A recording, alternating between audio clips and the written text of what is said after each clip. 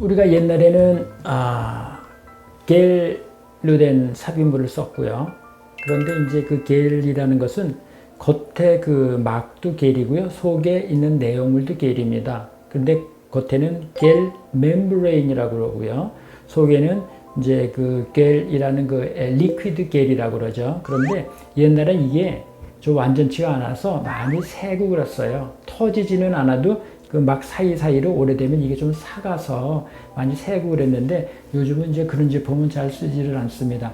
그래서 이런 제품을 쓰지 못하고 한동안 생리식염수 백을 쓰다가 생리식염수는 속에 물이 들어서 찰랑찰랑 하잖아요. 그러니까 우리 몸에 들어가면은 뛰면은 찰랑찰랑하고 그 윤곽이 아주 부드럽지 않고 우리가 비닐 속에 들어간 이 물처럼 이렇게 좀 울퉁불퉁하고 그렇거든요. 리플링이라고 그래요. 주름이 잡혔다고 이렇게 하는데 그 이후에 나오는 것 중에서는 이제 요새 쓰는 거는 다 코겔이라고 그럽니다. 코겔.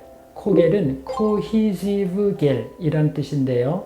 응축력이 강한 겔이다. 그래서 이것은 잘 풀어지지 않는다. 그러니까 잘 새지 않는다. 이렇게 돼서 cohesive gel이라고 그러는데 그렇게 해놓으니까 이제 또 문제가 이게 너무 겔 종류 중에선 좀 딱딱하게 우리가 말하면은 약간 연두부 쪽이 아니라 딱딱한 두부, 꽉 누른 두부 쪽에 대해서 모양이 너무 일정하지 않느냐 이렇게 해가지고 그 다음에 또 새로 나온 게 있어요. cohesive 겔 중에서 그 cohesiveness 서로에 엉기는 그 링크되는 것을 잘 조절하면은 우리가 약간 유동성이 생깁니다. 그래서 일어났을 때는 이렇게 딱 처지고 누웠을 때는 푹 퍼져서 옛날에 꼭 이렇게 무슨 접시 모양 같다라고 하는 모습이 아니라 비교적 자연스럽게 되는 형태가 생겼거든요. 그래서 그런 삽입물을 쓰게 되면은 누워서는 좀 평평해지고 일어서서는 약간 이렇게 좀 물방울 형태 같이 되는 그런 형태이기 때문에 잘 새지도 않고 그래서 요새 이런 삽입물을 많이 쓰고 있고요. 겉에는 이제 중요한 점은 이전에 또 구축 반응을 막기 위해서 텍스처어드 거칠거칠한 표면을 많이 썼는데 그것이 약간의 그 조직과 반응을 일으켜서 좋지 않은 그 암적인 세포를 만든다는 보고들이 있습니다. 특히 외국에 많이 있어서요. 또 그쪽이 많이 발생한 제품은 쓰지 않게 돼 있고요. 지금은 스무드 겉이 매끈매끈한 것만 쓰게 돼 있는데 그 스무드하다는 그 정의는 아주 매끈매끈한 것도 있지만 그 매끈매끈한 정도가 아주 이렇게 약간 거친 거, 뭐 나노 혹은 뭐 마이크로 이렇게 표현도 하는데 약간 거친 것도 스무드 쪽에 속한다고 저희가 생각을 하고요. 그런 것도 쓸 수가 있습니다.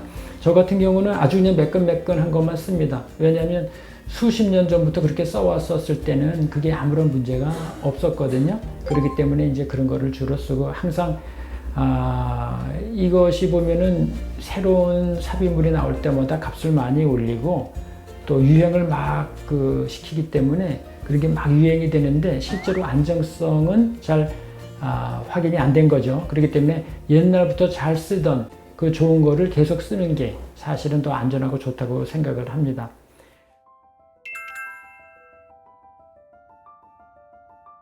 그 다른 부위에 비해서 만족도는 무척 높은 건데요.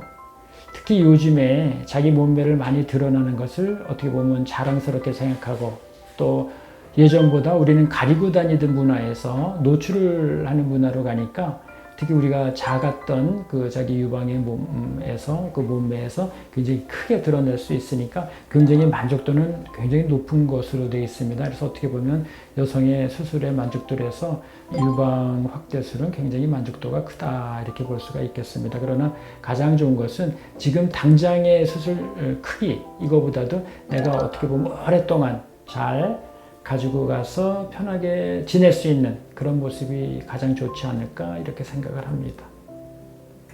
모유 수유 후에 가슴 성형을 하면 더 좋을까 이런 말이 있는데요. 이 수술이라는 건 혹은 이제 결혼 전에도 꽤 많이 해요. 우리가 너무 가슴이 없는 경우는 조금 몸매에 그렇잖아요. 그러니까 수술 결혼 전에도 많이 하고 또 아기 갖기 전에도 많이 하는데 아기를 낳은 후에는 여성의 유방이 여러 가지로 바뀝니다. 이 유방이 맨 처음에 모유 때문에 굉장히 커졌다가 그대로 유지되는 수도 있고요. 혹은 더 작게 작아지는 수도 있습니다. 혹은 커졌던 유방이 많이 처지는 수도 생겨요. 그러니까 그때 상태에 따라서 해야 되겠죠. 그러니까 모유 수유 후에 가슴 수용한다, 전에 한다 이런 거는 크게 중요치는 않고요. 또 근육 밑에다 넣기 때문에 수유에는 큰 지장이 없습니다. 유방 조직과는 직접 컨택트가 잘 안 되게 돼 있죠. 그래서 그건 관계가 없으니까 모유 수유 후다 전이다 보다는 그 이후에 어떻게 유방의 모습이 변화되었나를 보고 그거에 맞게 수술을 하는 것이 옳다고 생각을 합니다.